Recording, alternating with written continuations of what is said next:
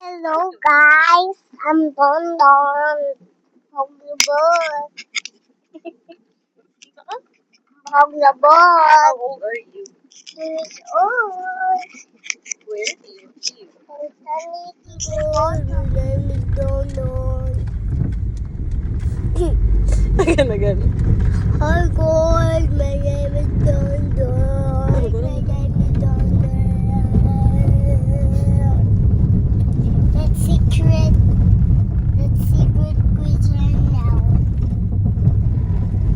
Oh, dito lagi. Bowling. What's this, Mom? What's this? What's this? I don't know. Baka di. It's a cow. What's the sound of a cow? No. Ika na maraman here ka. What's the sound of a cow? No. Where are we going? We're going to... Where? Guess where? Ito ka mo go? Just here. Bili na ka here? No. No. Oh, dito. Ayaw po pakunutan ng mga agtang. You're so beautiful. Are you beautiful? Ayaw. Ayaw. Bimuda ko dyan yung mouth. Hello guys, your name is Sandra. Muda ko dyan yung mouth. Hello guys. Hello guys.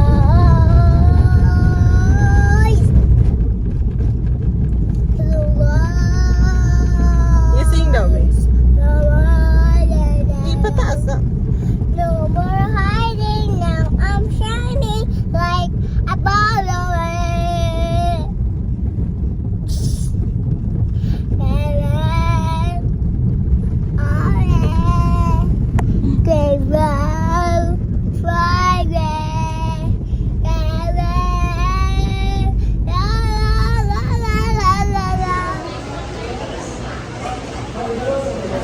Appear natin, appear natin.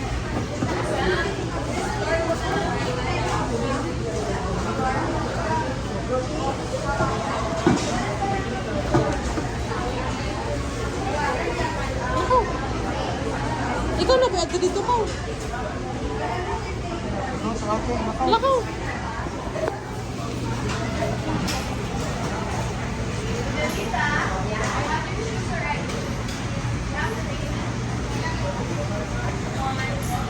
Dito, huwag na po ka ni ate. Lakaw, ito na ba dito ka?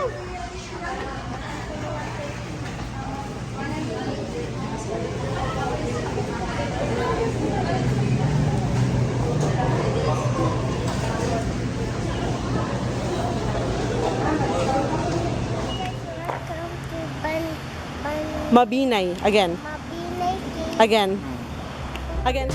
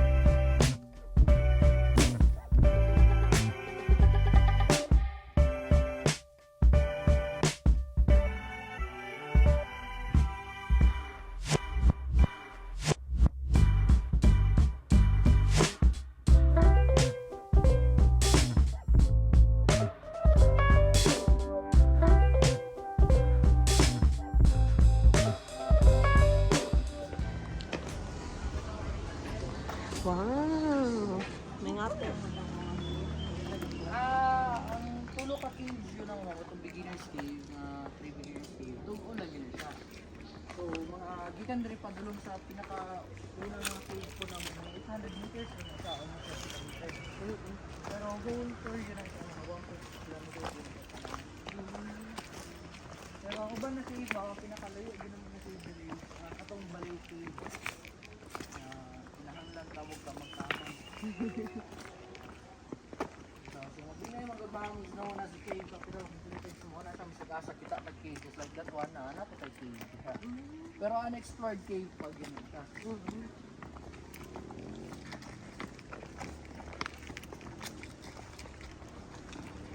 dito sa Binay Ma'am, sir, na ang mga local sa rin, itawag mo sila mga Hatta na tribe. So, sa mga local sa Ibak, yung mga sila po yung naka-discover dito sa una, kaya sila mo ng mga mag-hunt o mga food ba? Mo na yung na-discover nila ang mga cave. So, what may kabalo, what year, pinsa po ang exact na first person na naka-discover na anak. Pero ang mga cave sa Binay is explored during 1989 by the Belgian Dutch expedition.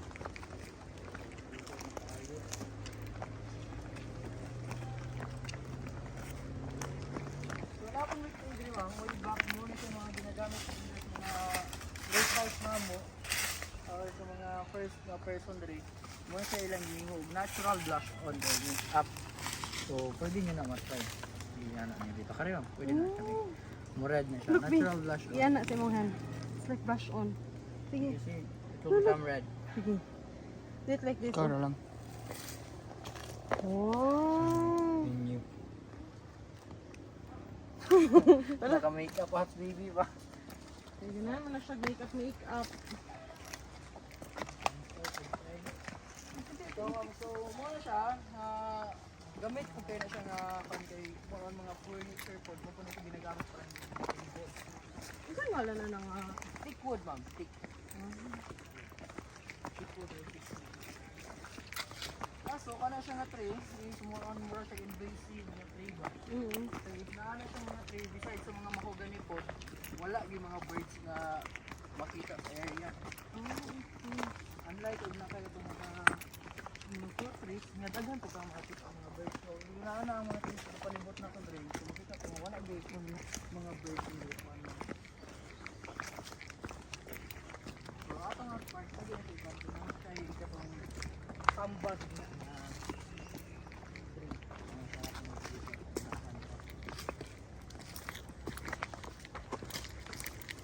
Dili nga part ma'am sir, dili gid located na atong Crystal Cave. So right here, galakaw na ta babaw sa cave. So babaw sa Crystal Cave.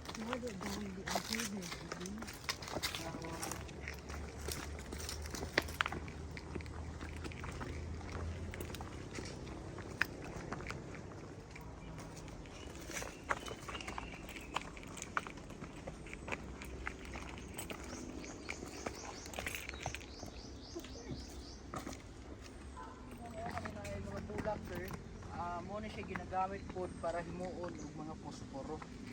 Palkata. Kana siya nga kahoy. Oo, kani siya sir. Then during summer, same karon, Pagod ka na yung flower. o mured po na siya ma'am.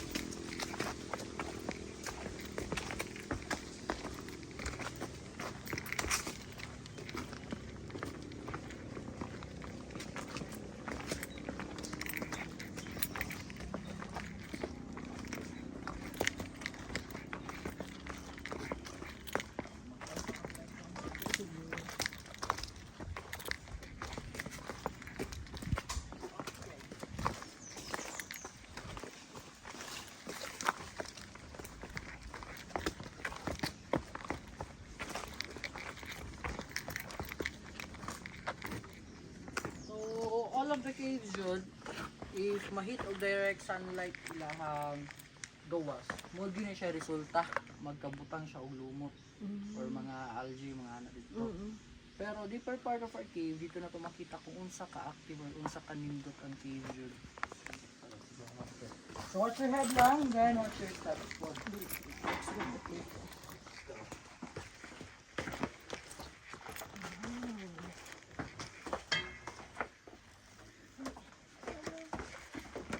Nag-watch mo matali ka di papa o videos papa.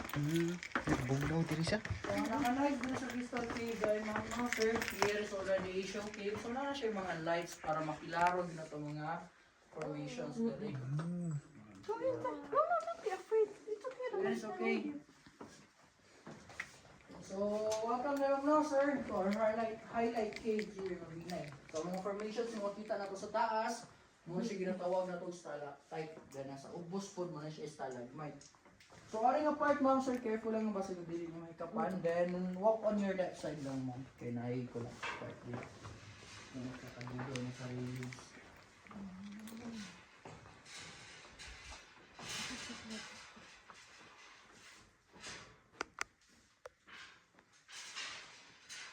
So, this is the cave mouse where our imagination is very wide. You can see different kinds of formation. So, if you're familiar, Ani, kinsa if nagkaon ng siya shawarma, mura na siya katong hitara sa shawarma. Oo. Kaso, wala na gina siya sulod kay kaon na sa ubangay di panggutom. So, ari pud ma'am sir, nato example rin of a contaminated nga stalactite kay naamo gyud ibang gas ni makahikap atong tae ato sa langgam. So ikapon po din nila. So muna siya nga contaminated na siya. So it takes hundreds or thousands of years to recover para mahimog kinani kaway to balik. So above you ma'am sir, we have a formation nga mura siya og shark tooth. Kana siya. Nice guy. So shark tooth formation pud ang tawag ng mga diri. Pero although it is also a stalactite region. Wow. So on your right side, dire na to makita atong mga birds or mga swallow. May mga birds biyo. Kana siya, mga swiftlets. Kana siya, swiftlet. So during way back mga 2000s or early 2000s, muna yung mga local hunters anak diri ma'am sir nga gakuha sa mga nest para ibaligyan nila sa mga Chinese para himo nila bird nest. So very expensive. Siya. Especially that one sa babaw mo, ito na siya yung mga group of swallows niya. Mga swallow na siya. No, up here. That one. So later on, makita na natin mapakita ni Bibi nga very close nga nest yun nga makita ato nga naay bird yun. So on your right side ko din ma'am, no, muna siya naman ginatawag diri yung coral reef site. Kaya muna siya mga corals diri nga part yun. So ato nga part, nakatay mura rock and roll sign. Yan siya. Yan siya. Mura po na itong sa Spider-Man. That'll be A. Then also have a lover's formation atong mga part ng sa'yo. Naigo ka na-point sa light. Mura siya o popol nga gahag. Gahag. Kita na. Ano siya. So, namang story mo gud mo na is ni-attend sila diri sa rock band kina na rock band diha. So, diha sila ga-date kuno hay. So, gahag sila. So, kay daghan mo kayong marites dis Pilipinas. So, makita na itong daghan po kayong galantaw nila dito. So, ito, sige forward to mga. So, para sa atong mga matagid ma'am sir, no, ang mas nice yung kailang taon is ka ng mga formation sa baba kay very white. Compared to this one yung nasa lalom, mas nice yun siya lang tawon. Pero this one yung nasa ubos, magiging siya reason nga nung ginatawag na ito siya crystal cave. Kaya kanya siya nga formation is a very big crystal deposit. So, halinon po kayo siya sa una. So, I'll just show you sir, ma'am. Muna siya ang luminous crystal nga calcite deposit or pure crystal deposit. Ano siya? Oh. Glow na siya. So muna siya ay one of the material para himuog chandelier sir, mga lampshades. Yan na dito. Yan na siya. Okay. Sidlak yun na siya sir. So, after thousands or hundreds of years of continuous dripping sa water, eventually, ang stalactite and stalagmite magtagbo, gina siya. So, that is what we call column formation, kana siya. So ang column pod mahimo na siya pillar madugay. So muna siya pillar na to. Oo, pillar. So kani dugay na jud kayo ni. Dugay na gina siya kay sir. So by the way ma'am sir, napod ay murag formation ring nga murag hand kana siya. Oh. Na. So ang basihan day ma'am no sir, kung unsa kadugay ang atong cave is ang stalactite. So the average growth of stalactite is 1 mm per year lang. So especially those one nga kanang mga 1 inch big, it is already 25.4 years. Ang 1 inch nga big. So how much more kani mga dagko na kaayo? So thousands of years. So mo na siya gingon nga prehistoric na pud atong mga caves. Sobra na kadugay. So naman tayo mura reindeer or deer-like formation diri. Mura siya ulo sa deer. Kani siya. Kani siya. So kamo ni siya sir ma'am, very big pillar na gina siya. Sidlok dito. So muna siya ginaingon nato nga foundation sa cave para dili siya dili na ma-collapse ang ceiling. So napod tayo mura Virgin Mary formation dira. Pero lang Mura siya all body ni mga Mary. So ari ma'am sir oh, mga birds or mga swallow. Oh, you see the birds be? Na siya. So especially karon hapon na mauli na gina sila pero ginabuntag sa laag na sila jud. Laagan pa nilang gama ba. Bitaw. On your right side po tayo mga sir, here is one of the example po sa mga contaminated or destruction nga gihimo sa mga humans diri sa cave way back pag yun nga wala pa na take over energy so big night. So muna siya gikan sa ubos ni saka sila sa taas then ilang ipanggunit-gunitan ng mga formations. So very sayang. Pero makita na to nga very active mga tong cave. Imbis nga na brown na ta siya diha, it is coated by another white na kwan. Natabunan. So more on ka na siya nga mineral is calcium carbonate. One of the kwan nga gakuan sa atong bones. So muna siya. Gi-coat na siya bali. So makita nato na gasidlak na siya tawan di ma'am pero mas naapay gasidlak diri. Kani siya. Oh, Very glitter. That formation. nice kayo. Then we have a example here kung unsa ka reactive atong cave if we touch it. Last year pag yun ni siya mga November, nami guess diri nga wala na bantayan sa usa ka guide namo ma'am ba sir. So mo to siya nga gi-touch niya ni. Pag-touch niya, so Porma bilid jud niya yung kamot, handprint no? dayon. So sobra ka reactive jud atong mga cave. So sayang kayo even though it takes hundreds or thousands of years pa dyan para ma-recover. So, igo pang mawala itong gahikap ano sa recover. So, especially that one ma'am sir, yun is already contaminated pero na-coat na po siya ba. So, eventually mawala na gyapon na ang ilang brown. So, kani siya, nga nahulog, muna siya ginatawag na ito, boulders, stalactite. So, way back mga many centuries ago, o sa pakadugay dyan, agi ka na siya dito sa babaw. So, nagib to siya yung mga kusog na earthquake way back. So, muna siya nahulog na siya sa una. So, until now, naraya po na siya dito.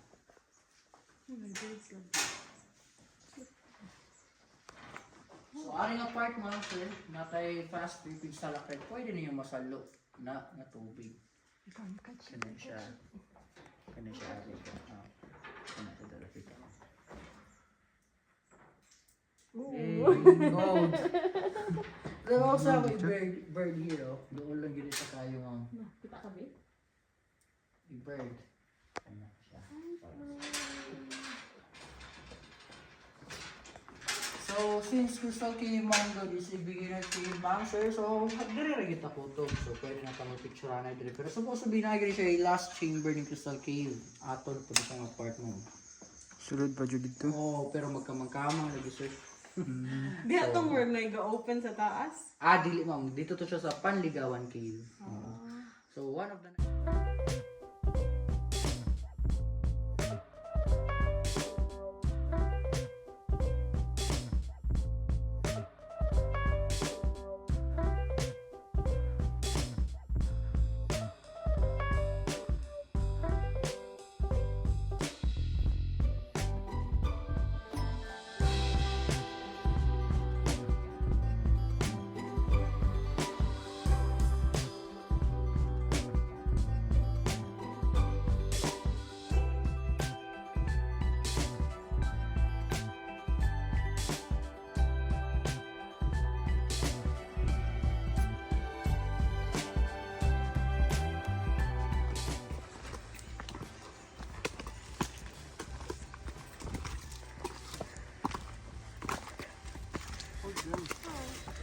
Hindi ko kakaigo dira.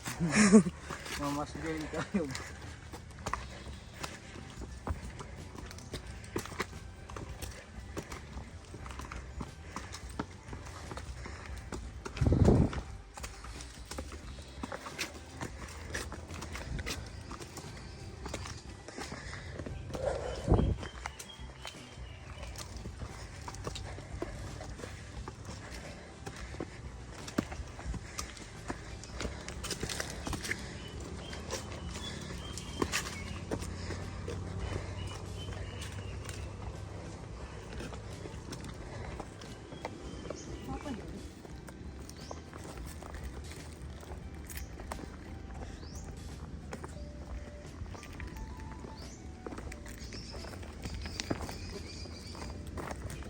Careful. Hindi nila ako pwede sa ako.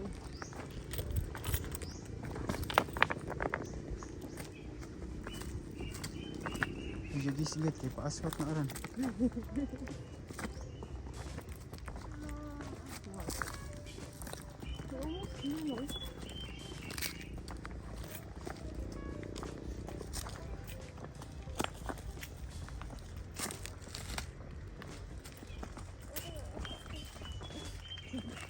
Pakuboy na siya.